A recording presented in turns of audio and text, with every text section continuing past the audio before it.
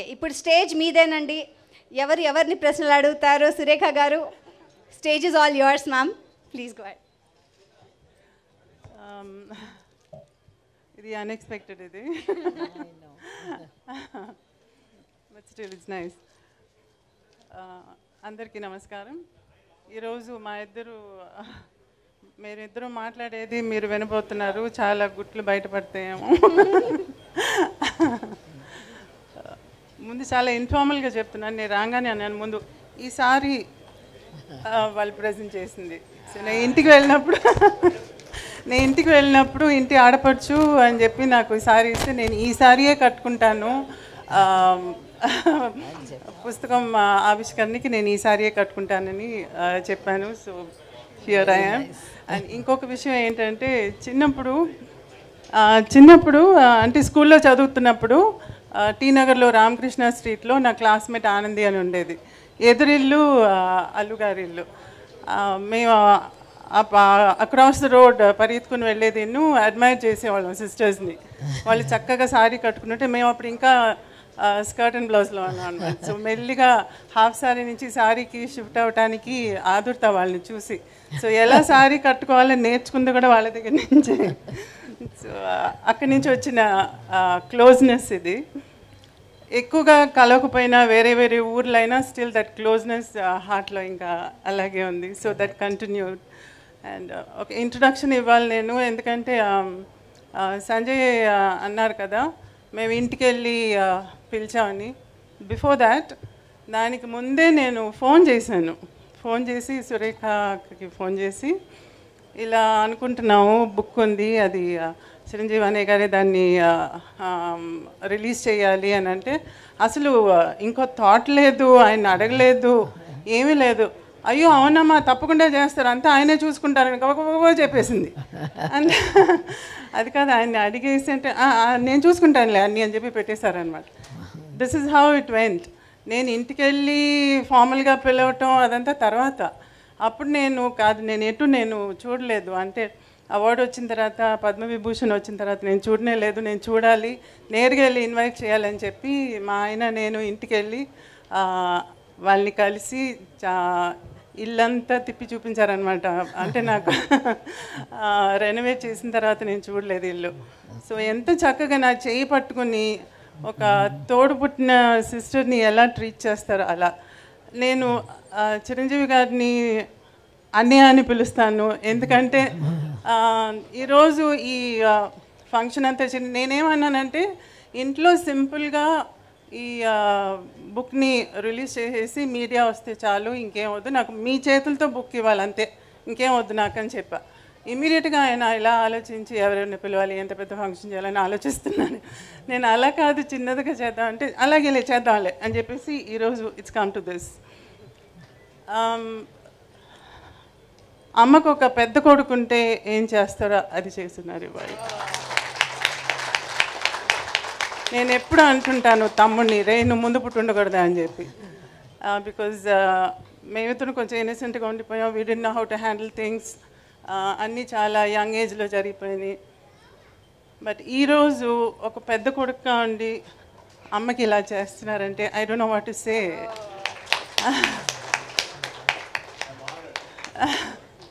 So thank you so much. I have no words.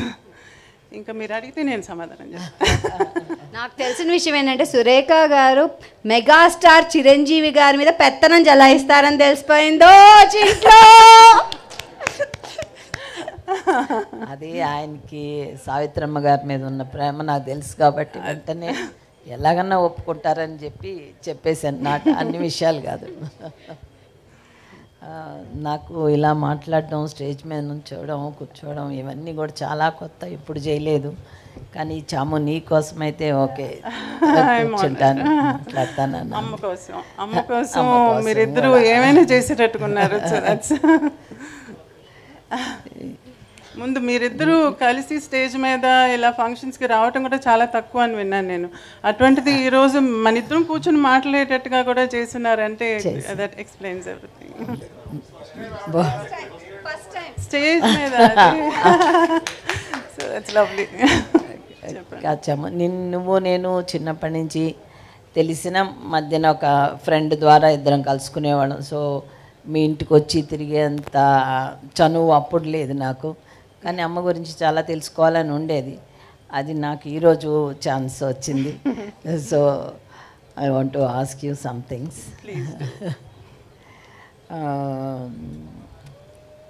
అమ్మతోటి చిన్నప్పుడు మీరు అమ్మ చాలా బిజీగా ఉండేవాళ్ళు.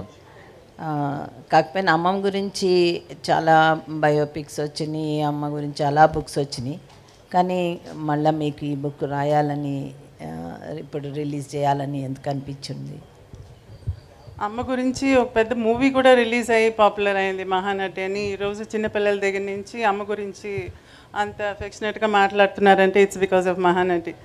మహానటిలో అమ్మ చిన్నతనం, తను చేసిన సేవలు, తన ఒక కంప్లీషన్ లాగా తీస్తున్నారు, from the beginning to the end లాగా తీశారు. కానీ యాక్చువల్గా మీరందరూ మహానటి అని చెప్పి ఆ పేరు పెట్టింది ఎందుకని? బికాజ్ ఆఫ్ హర్ యాక్టింగ్ ప్రొవెస్ కదా. అందుకని నాకు అనిపించింది అమ్మ ఫిల్మోగ్రఫీ లాగా ఒక బుక్ ఉండాలి, వేర్ తను చేసిన ఇంపార్టెంట్ ఫిల్మ్స్ అన్నీ ఒక రికార్డ్ లాగా ఉండాలి ఒక బుక్లో. అదైతే పర్మనెంట్గా ఉంటుంది. దాన్ని చదివితే ఒక్కొక్క ఫిలింలోనూ ఆ క్యారెక్టర్కి ఉండే ఇంపార్టెన్స్ ఏంటి, ఎందుకని మహానటి అయింది అనేది ఎక్స్ప్లెయిన్ చేసేటట్టుగా ఉండాలి. అండ్ ఊరికే చదవటం అందరు చదవరు, ఈరోజు మనకి విజువల్స్ కావాలి. అందుకని మంచి ఫోటో ఉంటే దాని పక్కన ఒక రైటప్ ఉంటే చదవటానికి ఇంట్రెస్టింగ్గా ఉంటుంది. దానికి the best person is Sanjay, ఎందుకంటే తన దగ్గర అన్ని ఫోటోగ్రాఫ్స్ అన్నీ ఉన్నాయి, తన దగ్గర చిన్నప్పటి నుంచి కలెక్ట్ చేసింది. సో నేను తన దగ్గరికి వెళ్ళి నాకు ఫోటో ఉండాలి, పక్కన మూవీ గురించి రైటప్ ఉండాలి, అలా నాకు ఒక బుక్ కావాలి. సో జనరేషన్స్కి, మా ఫ్యామిలీకి కానివ్వండి, లేకపోతే మీ అందరికీ కానివ్వండి, మీ ఫ్యామిలీస్కి కానివ్వండి, జనరేషన్కి ఒక రికార్డ్ లాగా ఉండాలి అమ్మ గురించి అని చెప్పి నేను ఆ బుక్ని రెడీ చేయాలనుకున్నాను. దిస్ ఇస్ నాట్ అబౌట్ చిన్నప్పుడు దాని గురించి ఎలా ఉన్నారు, పెళ్ళి గురించి, పిల్లల గురించి, తర్వాత ఏమైంది, ఇదంతా కాదు. దట్ బుక్ ఇస్ ప్యూర్లీ తన యాక్టింగ్ గురించి, మహానటిగా తన యాక్టింగ్ గురించి మాత్రమే ఆ బుక్లో ఉంటుంది. సో ఆ రీజన్తోనే నేను ఈ బుక్ చేయాలనుకున్నాను. Very good. మళ్ళీ ఇండస్ట్రీలో చాలామంది పెద్ద ఆర్టిస్టులు ఉన్నారు, డైరెక్టర్స్ ఉన్నారు. ఇంతమంది ఉండగా ఎందుకు ఈయన చిరంజీవి గారితోనే చేయించాలని అనిపించింది నీకు? మీకే తెలుసు రీజన్ ఏంటని చెప్పి. మీరు అడగకుండా కూడా నాకు ఓకే అన్నారు కదా. నేను ఫస్ట్ టైం ఇంటికి వచ్చినప్పుడు ఆయన డాన్స్లో కొంచెం కాళ్ళు ఇదయ్యి కర్ర పట్టుకుని హీ హ్యాడ్ ఇంజరీ. పైనుంచి నేను వచ్చానని తెలిసి ఆ కర్ర పట్టుకుని మెట్ల మీద నుంచి దిగొస్తున్నారు. అయ్యో ఏంటి కర్ర అని అంటే, వచ్చిన యాక్సిడెంట్ అయిందిలేమా, ఏం లేదులే అని అన్నారు. కిందకు వచ్చి పలకరించి కాఫీ తెప్పించి మాట్లాడుతూ అప్పుడు చెప్పారనమాట, నాకు పొద్దున్నే లేవంగానే అమ్మ మొహం కనపడాలమ్మా, నేను లేవంగానే బెడ్రూమ్లో అమ్మ ఫోటోనే ముందు చూస్తాను అని చెప్పేసి, నేను అమ్ముతానో లేదో అని పైకి వెళ్ళి ఆ ఫోటో తీసుకుని వచ్చి మరీ నాకు చూపించారు. So who does that?